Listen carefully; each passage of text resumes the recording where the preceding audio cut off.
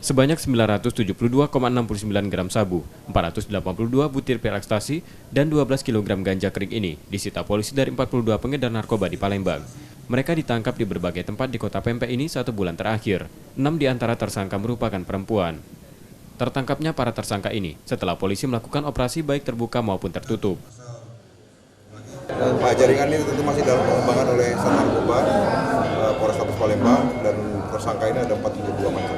Ada bandar bang, ada bandar. Ya, pasti ada terkait peran. Banyak yang 48 orang ini, berarti masih tinggi lah untuk narkoba di Palembang. Ya, tentunya ini berbanding lurus dengan kinerja.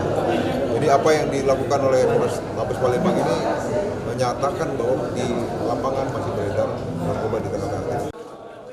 Polrestabes Palembang masih melakukan pengembangan dari kasus tersebut. Yudi Kiswanto, Kompas TV, Palembang.